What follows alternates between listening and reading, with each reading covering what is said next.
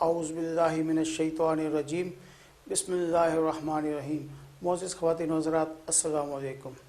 SHM TV سے میں ہوں آپ کا خادم محمد سلیم میمن۔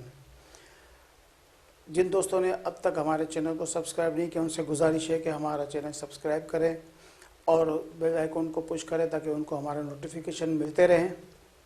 خواتین و حضرات، پاکستان کی خارجہ پالیسی کی کامیابی کا آپ کو ڈھنڈورا پیٹا جاتا ہے کہ ہم لوگ بہت ساری دنیا کے اندر کامیاب ہو گئے ہیں اور اسلامی دنیا کا سب سے بڑا لیڈر جناب عمران خان صاحب ہیں۔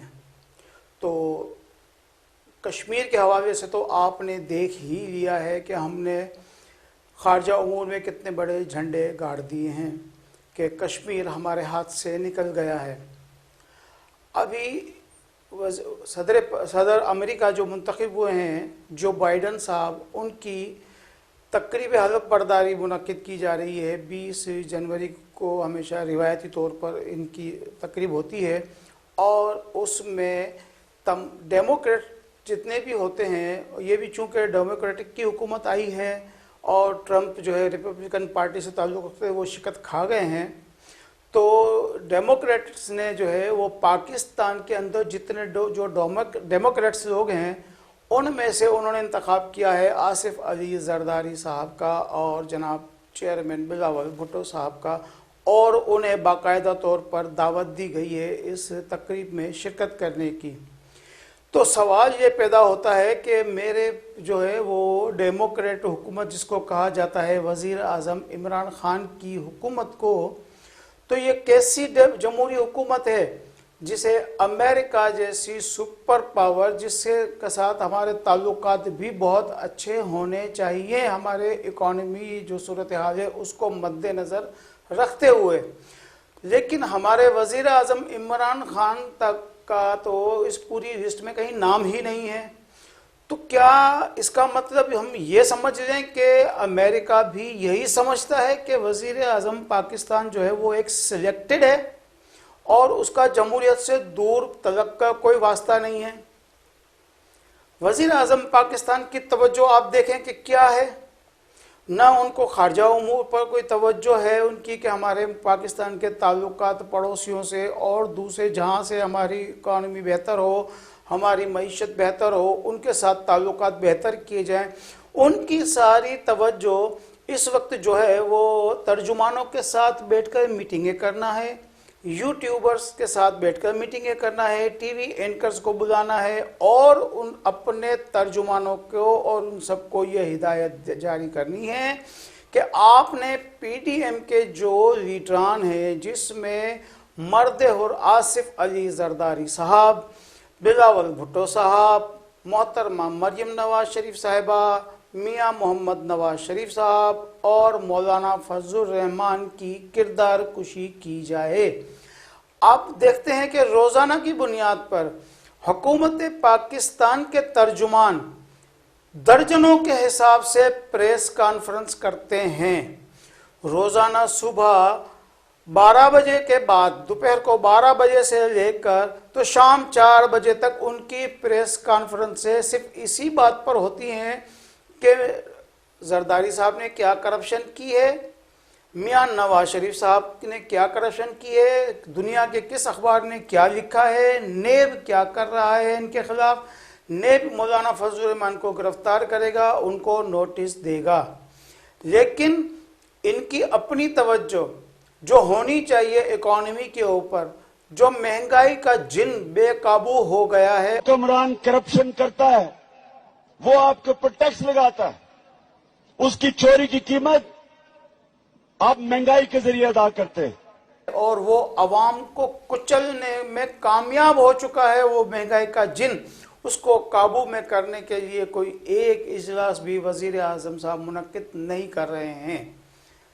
وزیر اعظم صاحب کو چاہیے تو یہی کہ وہ جو چینی مافیا، آٹا مافیا، پیٹرول مافیا، اور میں کس کس کا نام لوں، کون سا شعبہ ہے، سیمنٹ کی بات کروں میں، آٹا چاول چینی کی، گیس کی بات کروں، میرے ملک میں لوگوں کے گھر کے چولہے ٹھنڈے ہو گئے ہیں، صبح کا ناشتہ تک نہیں ہوتا تیار کیونکہ گیس نہیں ہے۔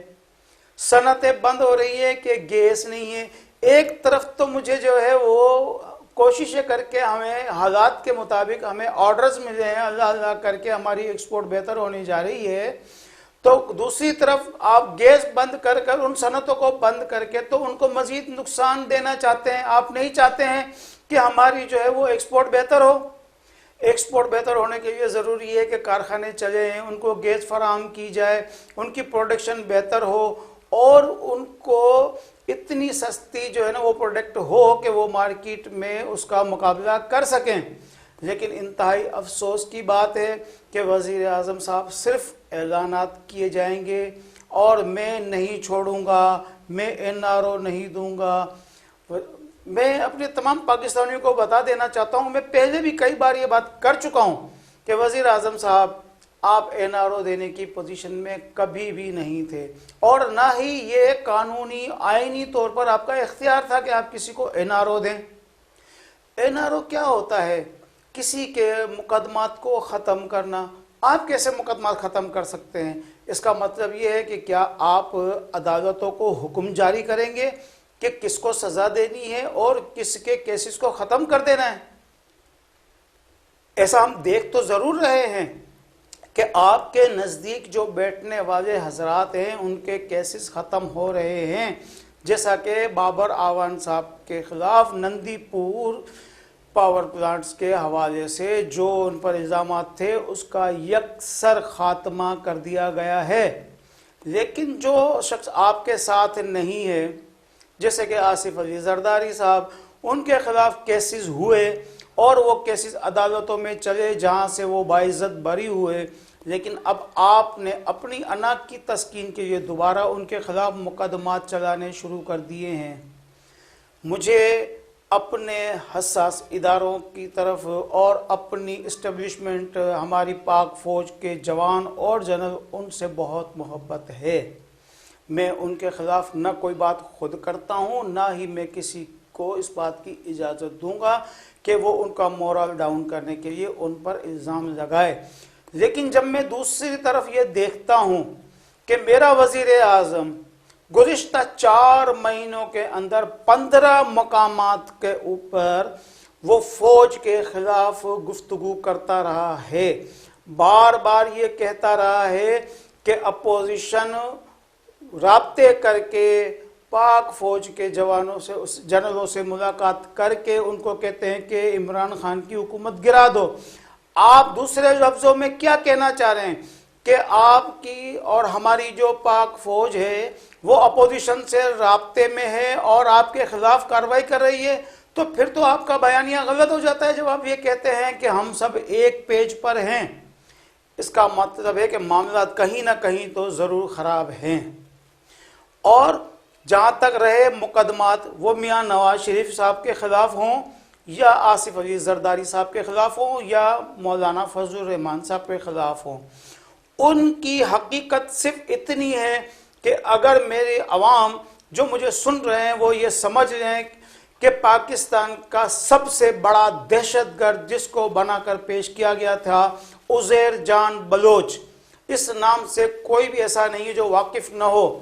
تو خواتین و حضرات، میں آپ کو بتانا چاہتا ہوں کہ یہ وہ عزیر جان بلوچ ہے جس کو ہمارے حساس اداروں نے گرفتار کیا تھا اور ان کے گرفتاری کے بعد بہت بھونچال مچا اور یہ کہا گیا کہ یہ آصف علی زرداری صاحب کے کہنے پر لوگوں کو اغوا بھی کرتا تھا، لوگوں کو مارتا بھی تھا اور ان کی گردنیں کاٹ کر ان سے فٹ بال کھیلا کرتا تھا.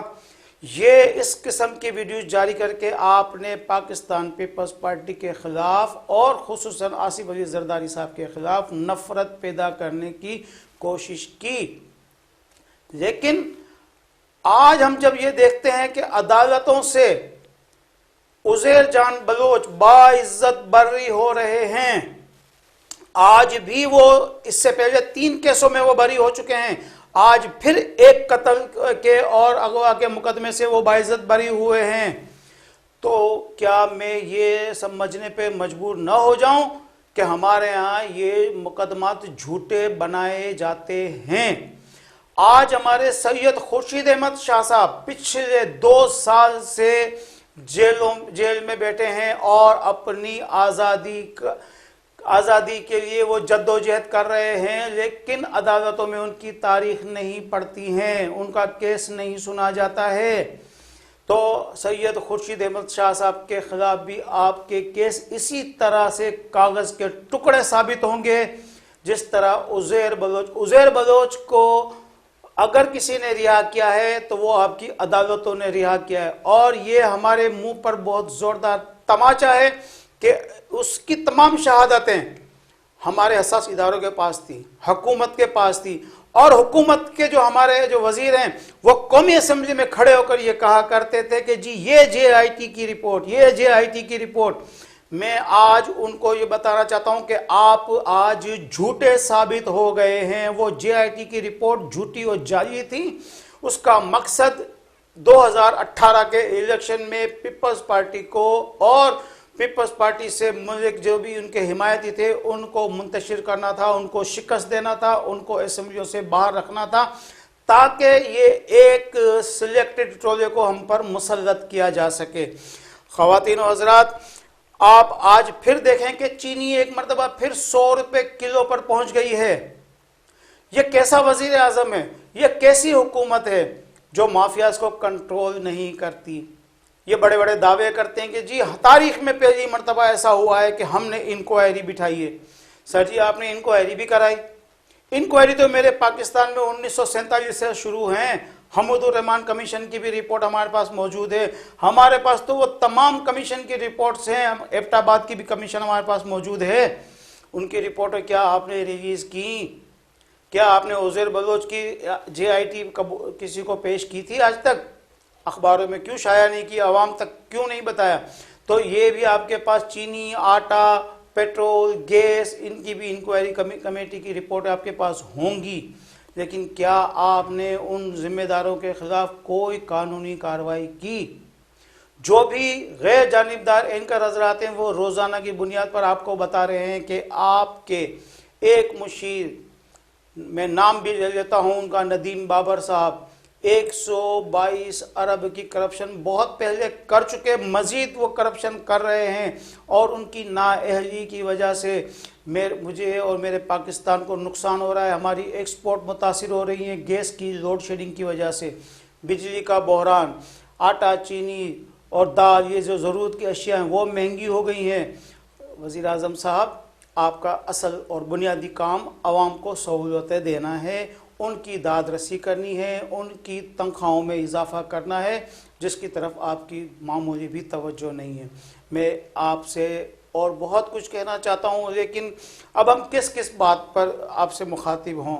मेरी आपसे गुजारिश है कि कम से कम आप एक काम तो कर सकते हैं वज़ीर आज़म साहब, कि अब कम से कम आप पाकिस्तान फ़ौज के ख़िलाफ़ बयान देने से गुरेज करें। आखिरी बात में ये करना चाहता हूं कि ISPR ने अभी एक प्रेस कॉन्फ्रेंस की है। उस प्रेस कॉन्फ्रेंस का तमाम हलकों ने खैर मकदम किया है, हम भी खैर मकदम करते हैं। उन्होंने वाज़े तौर पर कह दिया कि सियासत में फ़ौज का कोई ताल्लुक़ नहीं है और हमें इसमें घसीटा भी ना जाए, हमें सियासत में मुलविस न किया जाए। वज़ीर आज़म साहब, इसके बावजूद आप क्यों रोज़ाना कहते हैं कि फ़ौज मेरे साथ खड़ी है? आप ये तो कह सकते हैं कि फ़ौज रियासत के साथ खड़ी है, फ़ौज हुकूमत के साथ खड़ी है। मेरे साथ खड़ी है का क्या मतलब है? क्या वो आपकी फ़ौज है जो आपके साथ खड़ी है? फ़ौज ने हमेशा मुल्क का दिफा किया है और वो मुल्क का ही दिफा करेगी, चाहे वो इकानमी पोजीशन, इकानमी के हवाले से सूरत हाल हो उसका दिफा करे या सरहदों की हिफाजत करे। वो किसी भी सियासतदान के इक़्तिदार के लिए वो जद्दोजहद नहीं करते हैं, उनकी हिफाजत नहीं की जाती है। तो वज़ीर आज़म साहब और आपकी काबीना के जो है वो जो चीते जो निकल आते हैं, जो प्रेस कॉन्फ्रेंसें करते हैं रोज़ाना और तर्जुमानों की शक्ल में तर्जुमान बनकर फिर रात को 8 बजे से रात 11 बजे तक टीवी पर बैठ कर ज़ोर ज़ोर से चीखते हैं और उनके पास हक़ाइक़ का कोई जवाब नहीं होता। इनके चीखने से आपकी हुकूमत मज़ीद नहीं चल पाएगी। अगर आप चाहते हैं कि अपनी और जो है वो असेंबलियों की मुद्दत पूरी हो, पार्लियामेंट जो है वो बावकार अंदाज में अपने 5 साल पूरे करे, तो आपको अपने अवाम के मसाइल पर बात करना होगी। अपोजिशन का तो काम ही तनकीद करना है, وہ اپوزیشن کا کام ہے وہ ان کو کرنے دے، جو آپ کا کام ہے وہ آپ کیوں نہیں کرتے ہیں؟ برائے مہربانی اپنے کام کی طرف توجہ دیں تاکہ عوام کو سکھ کا سانس ملے۔ آج تک کے لیے اتنا ہی، مجھے اجازت دیجیے، اللہ حافظ۔